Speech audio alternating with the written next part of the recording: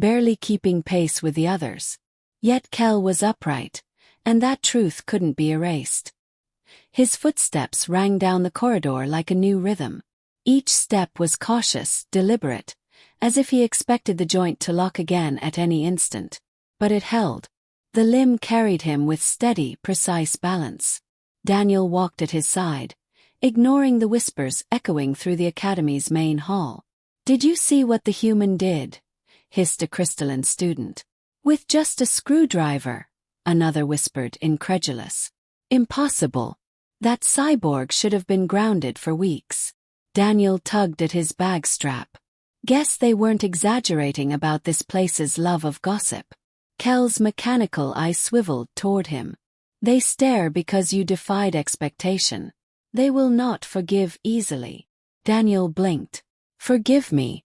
I fixed your leg." "That is precisely the problem," Kel replied. His tone wasn't harsh or thankful. It was deliberate, balanced, every word weighed. "Humans are newcomers. We are told you survive with crude tools.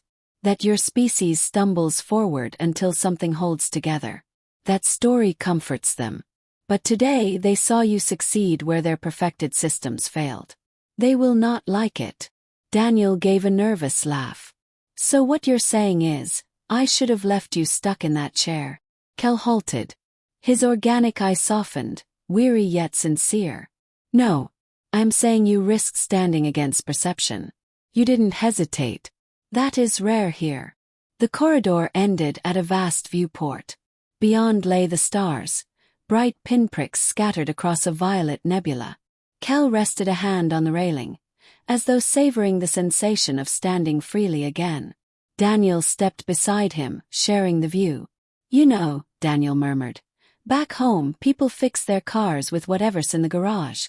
Duct tape, spare bolts, a hammer if nothing else works. We don't wait for approval. We just try." Kel tilted his head, iris tightening. "And if you fail, then we learn. And try again." Kel was silent, then suddenly flexed his repaired leg, bending deep until the joint hummed, then straightened it with controlled force. "Flawless." A shadow of a smile touched his lips. "Then perhaps I'm fortunate you tried." The next day, tension crackled through the academy. Instructors had been informed, and Daniel was summoned to the engineering division. The lab was a cathedral of glass and hums, drones floating, shelves packed with spare parts. At the center stood Instructor Vera, a tall, luminous figure whose translucent skin glowed faintly with inner light. "Human Daniel," Vera said, her voice ringing like struck crystal. "Explain what you did." Daniel kept his tone even. Kel's stabilizer rod was misaligned. "I tightened screws, cleaned a connector, reseated it. That's all." Vera's radiant eyes brightened. "Without schematics, without calibration codes. I didn't need them. I could see it." Murmurs spread among the assistants. Vera raised a hand for silence. "Machines are not toys, human." Touching another student's augmentations without clearance could have destroyed him. "You gambled." "Maybe," Daniel admitted, meeting her gaze. "But I also fixed him. Isn't that why this academy exists? To learn how to help each other across species." For a long moment Vera studied him. Then unexpectedly she stepped aside. "Bring him in." The doors parted.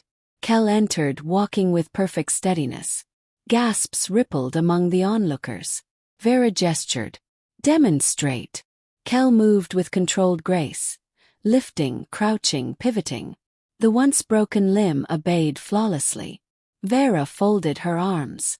"Unorthodox, but effective. Perhaps Earth's methods are not without worth." Daniel exhaled in relief. But Kel, expression unreadable, turned toward him. "This does not end here." Later, back at the dorms, Daniel found a crowd waiting outside his room. Students of every shape, scaled, feathered, crystalline, furred, hovered with curiosity and unease. One stepped forward, a delicate avian girl named LRA. "Human," she said, feathers trembling. "My exosuit regulator squeals when I walk. Could you look at it?" Another chimed in. My console overheats during reports. Maybe you could. Daniel raised his hands, startled. I'm not a mechanic for hire. Kel appeared at the edge of the group, and silence fell instantly. He will not be your servant, he declared. But neither will you ignore what he has revealed. The human repairs what others dismiss. That deserves respect. The crowd shifted uneasily, but no one argued. Daniel cast Kel a grateful glance. Thanks. I think. That night, Daniel lay awake, staring at the ceiling. The events replayed. The gasp of the lecture hall, Kel's restored stride, the academy tilting after a simple repair. He hadn't meant to stir trouble. He just couldn't watch someone broken when the solution was obvious. But it wasn't only screws and gel. It was the first time anyone had seen a human shift the outcome, not with force but with a quiet act of care. And Daniel couldn't shake the feeling this was only the beginning. The following week opened with a challenge. Not from a professor but from Kel himself. He approached during midday break, his step steady, his gaze sharp. The cafeteria buzzed with chatter and clattering trays, but silence rippled outward when Kel stopped at Daniel's table. You repaired my leg, Kel said, his iris narrowing like a lens. Now I ask, was it luck or substance? Join me in the mechanics arena after class. Prove it before witnesses. Daniel's sandwich froze halfway to his mouth. Like a duel with screwdrivers. Laughter rippled across the cafeteria, but Kel didn't flinch. It is not combat. It is a trial. You will attempt to restore a malfunctioning drone under time constraints. If you succeed, the whispers will quiet. If you fail, then your moment was luck. Daniel chewed slowly, aware that every eye was locked on him. Refusing would brand him a fraud. Accepting meant exposing himself even more. He set the sandwich down. Fine. After class, the arena revealed itself as a massive dome of machinery. Rows of dismantled drones, sparks crackling from repair arms, the heavy thrum of generators. Students packed the gallery, eager for spectacle. Even Vera, the instructor, stood at the edge with arms crossed, her translucent skin glowing faintly in the dim light. A battered drone was rolled forward. Broken wings, sputtering engines, a glitching navigation core. It twitched on the platform like a wounded insect. Kel gestured. This is your task. 10 minutes. Daniel swallowed. 10 minutes wasn't long. He dropped his backpack, pulled free his screwdriver and gel, and approached. The first thing he did was listen, not just with his ears, but with the instinct honed since childhood, surrounded by failing radios and stalling engines. The drone whined, cut out, then stuttered again. Daniel touched the casing, feeling the heat. Cooling systems clogged, he muttered. He popped the panel, revealing dust-packed vents, and brushed them clean with his sleeve. The hum steadied slightly. Next, the wings. One servo stuck. A gear out of line. He flicked the joint, hearing a faint grind. Missing a tooth, he noted. Then shifted the gear so the remaining teeth could catch. Crude, temporary, but enough. Time bled away. The crowd whispered. Daniel pressed his ear against the navigation housing. Its rhythm faltered like a skipping heartbeat. He pried it open, finding a wire dangling loose. With a quick dab of gel and a twist, he reseated it. The drone shuddered, wings buzzing. It lifted slightly, hovering just above the platform. Gasps rose from the gallery. Daniel wiped sweat from his brow. Come on, hold together. At exactly 10 minutes, the drone hovered a full meter off the ground, shaky but airborne. The dome erupted. Cheers from some, disbelief from others. Kel stepped forward, his gaze locked on Daniel. You succeeded. His voice carried no resentment, only respect. Vera lifted a glowing hand, silencing the crowd. The human has shown adaptability. Not precision, not elegance, but function. And function saves lives. Daniel exhaled, knees trembling, only now realizing how tense he had been. When the crowd dispersed, Kel remained. Walking beside him, he said, "You work without schematics, without codes. You listen to failure and improvise. That is dangerous." Daniel chuckled. "Thanks." Kel stopped. "Dangerous but valuable. Machines in the field do not fail politely. They break, burn, and betray expectation. Your methods could save lives where ours falter. I would learn this from you." Daniel blinked. "You want me to teach you?" "Yes," Kel said simply. "Not only me. Others will follow. Already they whisper your name. Not as mockery, out of curiosity. Humans are no longer dismissed. That shifts the academy." Daniel rubbed his neck. "I didn't come here to change anything. I just like fixing stuff." Kel's organic eye softened. "That may be why you will change more than you expect." Over the next days, requests surrounded Daniel. LRA returned with her squealing exosuit, which he silenced by resetting a warped joint. A scaled student brought a cracked data slate. Daniel revived it by reseating its failing power cell. Even a professor asked cautiously if he could examine a faulty projector. Word spread. The human didn't just study at the academy, he solved problems. But recognition bred resistance. Not everyone welcomed the disruption. One evening, on his way back to the dorms, 3 upper years blocked his path. Their bodies gleamed with costly augmentations, their eyes sharp with disdain. "You think you're clever," the tallest sneered. "Making us look incompetent with your primitive tricks. This academy is for science, not tinkering." Daniel raised his hands. "Look, I'm not trying to embarrass anyone." "Too late," another snapped. "You've upset the order. And order must be restored." Before Daniel could react, Kel's shadow loomed behind him. His repaired leg carried him forward with smooth strength. "You will not touch him," Kel said softly. But steel rang in his tone. "He is under my protection." The 3 faltered, exchanging uneasy glances. None dared challenge a cyborg restored to peak function. With a hiss of frustration, they withdrew. Daniel let out a shaky breath. "Thanks. Guess fixing your leg came with bodyguard perks." Kel's mechanical eye glinted. "No. It came with friendship." Daniel froze at the word. Friendship. In these alien halls, where humans were still strangers, it felt heavier than any gear he had ever turned. As the semester neared its end, the academy prepared for its annual unity trials. Every student was paired across species lines, forced to rely on trust and cooperation. The goal? Unity forged under pressure. The practice was simple. The reality was not. Each pair was assigned a failing machine, a hostile simulation, or an impossible puzzle to repair under a countdown.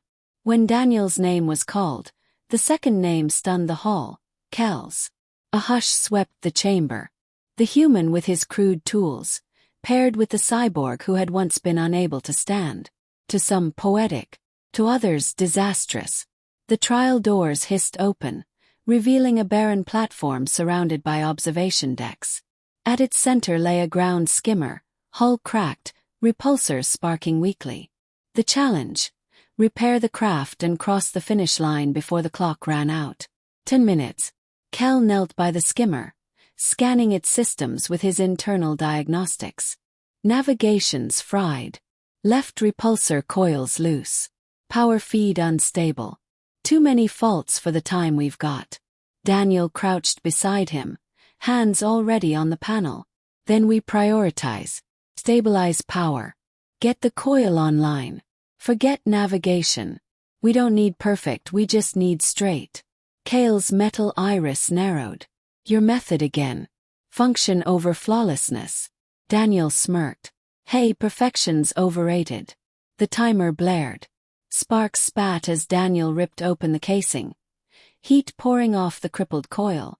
He smeared conductive gel, hands moving fast. Kale's mechanical precision clamped the wire steady as Daniel reattached it. Their motions synced, Daniel improvising, Kale anchoring. The skimmer shuddered, then purred faintly. Power stable, Kale confirmed. Repulsor coil next. They slid to the side housing. The coil dangled by a single connection, nearly torn free. Cale's strength heaved the unit into place, but the latch wouldn't hold. Daniel wedged it, braced a stripped bolt, then jammed his screwdriver across the gap. Crude brace. Hold it firm. Cale obeyed, grip locked like steel. The coil throbbed alive. 5 minutes left. The skimmer lifted shakily. Daniel vaulted into the pilot's seat. Get in. Navigation's dead, your weight'll steer us. Cale dropped in, the frame groaning under him. Daniel slammed ignition. The skimmer lurched, scraping sparks as it scraped the platform's edge. The gallery roared. "Buff!" Daniel barked. Cale shifted, the craft veering away just in time. They shot across the chamber, unstable but moving. The finish line glowed ahead. The coil shrieked, repulsor stammering. Daniel clenched the controls. "Stay with me just a little more." Cale braced the coil with burning hands, cybernetic muscles straining, face knotted with effort. But he held. Together, they tore across the line with seconds to spare. The chamber exploded in applause. The skimmer collapsed to a halt. Daniel sagged, chest pounding. Cale's scorched hands trembled, but both his organic and mechanical eyes softened. "You were right," he said low. "Perfection wasn't required. Only trust." Daniel grinned. "Guess we're a decent team." The voice rang out. Unity trial completed. Pair. Daniel of Earth, Cale of Sthera. Successful. Back in the hall, students swarmed them, some in awe, others in disbelief. The whispers had shifted, no longer mockery, but wary respect. Lyra's feathers rustled as she approached. "You made it work, both of you." Cale stood tall, repaired legs steady, hands blistered but raised. "Because he hears the machines, and I learned to hear him." Daniel laughed, rubbing his neck. "It's not magic, just listening. Machines, people, it's all voices if you bother to hear." That night, in the dorm's quiet glow, Daniel stared out at the nebula. Cale joined him, silent until he finally spoke. "I was designed for strength, precision, endurance. Yet I failed. My augmentations betrayed me. In that weakness, I believed myself lesser." Daniel glanced his way. "You're not weak, Cale. You just needed a hand up. Everyone does sometimes." Cale's iris flickered faintly, recording the words. "In helping me, you fixed more than my leg. You fixed me." Daniel leaned back, eyes on the stars. "Funny. All I meant to do was patch a joint. Instead I got a cyborg best friend." The hum of the station filled the silence. Then Cale's lips curved into the faintest smile. "Best friend. I accept that designation." And in the vast halls of the academy, the tale spread. Not of a broken cyborg or a reckless human, but of two who crossed the line together. Steel and flesh, improvisation and strength, proving that unity could be forged. The academy would remember those trials. But for Daniel and Cale, the memory that mattered was smaller. The day a human listened to machines, and a cyborg chose to trust.